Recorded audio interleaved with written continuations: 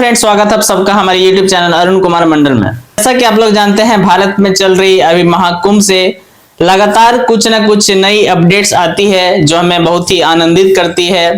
लेकिन साथ ही साथ में कुछ खबरें सोशल मीडिया में ऐसा भी चल रही है जो बहुत सारे भारतीयों को कहीं ना कहीं दुखी करती है, खास करके वैसे भारतीय जो भारत के बारे में अच्छी सोचते हैं, अच्छी बातें करते हैं। हालांकि ये खबर भारत की नहीं है। वे लोग जो भारत से प्यार करते हैं, हम लोग भी कहीं ना कहीं उससे प्यार करते हैं, क्योंकि ये भारत की संस्कृति में ही है प्यार बांटना। आज हम बात कर रहे हैं पाकिस्तानी के दो यूट्यूबर्स शोएब चौधरी और सना अमजद की। ये दोनों सोशल मीडिया इन्फ्लुएंसर बोल सकते हैं, यूट्यूबर्स बोल सकते हैं। दोनों की गलती सिर्फ इतनी थी कि ये लोग पाकिस्तान को आईना दिखाने के काम करते थे। ऐसे भी जानते हैं कि यूट्यूब आज कहीं ना कहीं एक अर्निंग का भी बहुत बड़ा प्लेटफॉर्म है और लोग उससे अच्छा अर्निंग करते हैं और इसलिए कंटेंट क्रिएट करने का काम करते हैं। इस कंटेंट में उसका व्यू जाता है, वे उसी में काम करना पसंद करते हैं क्योंकि उसमें उसका अर्निंग होता है। ये दोनों यूट्यूबर भी भारत और पाकिस्तान के रिलेशन को लेकर के ज्यादातर वीडियो बनाते थे और इनके कंटेंट में आपको कहीं कुछ खराबी नजर नहीं आएगी। ये दोनों देशों के काम को कंपैरिजन करते थे, लोगों का रिएक्शन लेते थे और ये बताने की कोशिश करते थे कि आज भारत कहाँ पे है और पाकिस्तान कहाँ पे है। और साथ ही साथ में आप ये भी बोल सकते हैं कि ये दोनों देशों की जो रिश्ता होता है वो कहीं ना कहीं बेहतर बनाने की ही कोशिश करते थे। किसी तरह से ना तो ये अपनी सरकार को गाली देते थे, ना ही वहां के सरकार को नीचा दिखाने की कोशिश करते थे।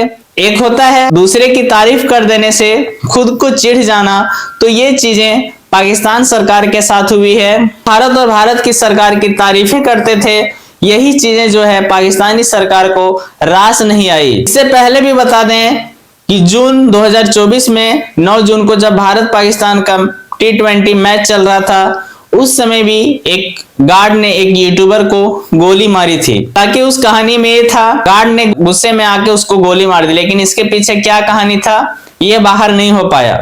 अभी बहुत सारे देश ऐसे हैं जो ये नहीं चाहते हैं कि हमारा देश का जो कमियां है वो बाहर जाए, जैसे आप चीन बोल सकते हैं। और पाकिस्तान कहीं ना कहीं ये चीज चाहता है कि यहाँ की जो भी कमियां है वो हमारे पड़ोसी देशों को पता ना चले। वे लोग जो अपनी कमियों को हमेशा छुपाते हैं, छुपाने की कोशिश करते हैं, आप ये बोल सकते हैं कि उनकी कमियां शायद कभी दूर भी नहीं हो सकती है। तो पाकिस्तान की अगर हम बात करेंगे, अगर कमी छुपाने से वे अपनी अर्थव्यवस्था को सुधार सकते हैं तो शायद ये पाकिस्तान के लिए और भी ज्यादा बेहतर होगा। ये दोनों इन्फ्लुएंसर लोगों का रिएक्शन लेके वीडियो बनाते थे और ये डायरेक्टली कभी भी सरकार पे निशाना साधने का काम भी नहीं किया, ना ही कोई अपशब्द का प्रयोग करते थे। इनके दूसरे चीजों को भी अगर देखेंगे एक अच्छे इंसान के तौर पे, तो ये दोनों बहुत अच्छे इंसान भी बोले जा सकते हैं, क्योंकि इनका बहुत सारा ऐसा वीडियो है जो बहुत सारे लोगों को मदद करते हुए भी नजर आते हैं। यहीं आप भारत में देख लीजिए, कई ऐसे यूट्यूबर्स है, कई ऐसे जाने माने पत्रकार है जो दिन और रात पानी पी पी कर नरेंद्र मोदी को गाली देने का काम करते हैं, लेकिन आज तक नरेंद्र मोदी ने किसी भी तरह का ना कोई टिप्पणी किया, ना कोई एक्शन लिया। यहाँ तक कि मोदी को तानाशाह भी बोल दिया जाता है, गंदा चोर बोला जाता है, लेकिन आज तक किसी भी प्रकार का कोई रिएक्शन नहीं देते हैं। तक कि उनको तानाशाह या डिक्टेटर बोला जाता है। डिक्टेटर का मतलब क्या होता है ये आपको कहीं ना कहीं पड़ोसी देशों से या दूसरे देशों से सीखने को मिल जाएगा। आज ध्रुव राठी दूसरे देश में बैठ के मोदी सरकार को बिना फैक्ट के आधार पे हमेशा झूठी बयानबाजी करके उनके खिलाफ लगातार चुनाव के पहले वीडियो बनाता रहा। और आप समझिए कि चुनाव के पहले ही क्यों बनाता रहा, अभी ज्यादातर वीडियो उनकी क्यों नहीं आती है, क्योंकि ये कहीं ना कहीं प्रीपेड लोग होते हैं। और भारत में भी कई ऐसे प्रीपेड जर्नलिस्ट है जो अपने आप को स्वच्छ पत्रकार कहते हैं, लेकिन ये डिक्टेटर उनको इंदिरा गांधी का समय का डिक्टेटरशिप नहीं दिखता है, उस टाइम का इमरजेंसी उनको नहीं दिखता है, जब बेगुनाह लोगों को पकड़ पकड़ के जेल में डाल दिया जा रहा था। वे उस समय की बात नहीं करेंगे, ये कांग्रेस के द्वारा किए गए करप्शन की बात नहीं करेंगे, क्योंकि ये उनके द्वारा प्रीपेड है और ये एक नंबर का हिंदू विरोधी है, जो अगर मोदी सरकार कुछ भी कर दे, कुछ अगर गलत कर दे तो सही बोल देंगे और सही करे तो गलत भी बोल देंगे। अभी देखिए कुछ समय पहले अमित शाह को किस तरह से घेरने का काम किया। अमित शाह जी का सिर्फ एक बयान था कि सिर्फ बाबा साहेब अम्बेडकर का रट लगाने से कुछ नहीं होता है।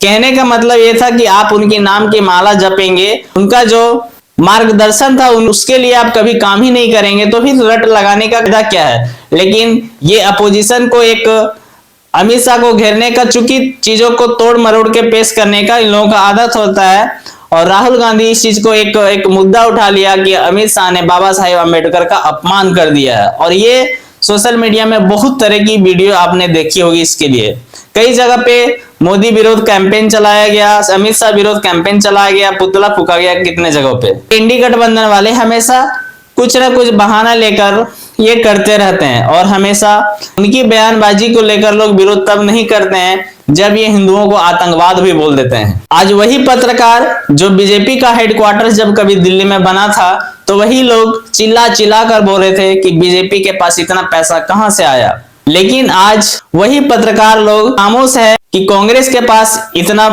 बड़ा हेडक्वार्टर्स बनाने के लिए पैसा कहां आया। आज वे लोग कुछ नहीं बोलेंगे। आज ये लोग सवाल नहीं करेंगे। बाबा साहेब अम्बेडकर को आज इतना ही मानते हैं तो फिर उस भवन का नाम इंदिरा गांधी भवन क्यों रखा गया। बाबा साहेब अम्बेडकर या कोई कांग्रेस के बहुत सारे बड़े बड़े नेता रहे हैं, उनके नामों पे क्यों नहीं रखा गया, ये उन पे सवाल नहीं करेंगे। तो यहाँ पे हम बात कर रहे हैं वैसे दो पाकिस्तानी यूट्यूबर जो कहीं ना कहीं बेगुनाह है, लेकिन आज पाकिस्तान सरकार की इतनी घटिया मानसिकता है कि ये दोनों बेगुनाह यूट्यूबर पे अपनी ताकत आजमा रहा है। और ये दोनों को आज लगभग 2 सप्ताह से ये लोग दोनों गायब है। चूंकि उनका पिछला वीडियो जो यूट्यूब में अपलोड है ये 2 सप्ताह पहले का ही वीडियो अपलोड है, और ये 2 सप्ताह से उनके साथ क्या किया जा रहा है, क्या नहीं हो रहा है, ये चीजें भी शायद पता नहीं चल रहा है। हो सकता है उनको एनकाउंटर करवा दिया गया हो, बहुत सारे चैनल्स में उनको फांसी की सजा दी जाएगी, ये सारा चीज चल रहा है। लेकिन हकीकत क्या है, अंदर में क्या कुछ चल रहा है, क्योंकि दोगलापन का कोई अंत नहीं होता है।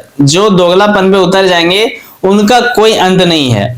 जो नियम को मानेंगे, जो किसी कानून को मानेंगे, जो इंसानियत को मानेंगे, उसके लिए बहुत सारी हदें हैं। लेकिन जो इंसानियत को भूल जाएंगे उसके लिए कोई भी हदें नहीं है, चाहे वह कहीं का भी रहे, किसी भी देश का रहे, या चाहे कोई भी रहे। इसके सपोर्ट में आप क्या सोचते हैं, क्या इनको न्याय मिलना चाहिए, इस विषय में क्या सोचते हैं कमेंट में जरूर बताएं। तो चलिए आज के लिए बस इतना ही, और वीडियो अच्छी लगे तो इसे लाइक जरूर कीजिएगा, हमारे चैनल में तो सब्सक्राइब जरूर कर लीजिएगा। चलिए फिर मिलते हैं किसी अगली वीडियो में नई जानकारी के साथ, तब तक के लिए जय हिंद, वंदे मातरम।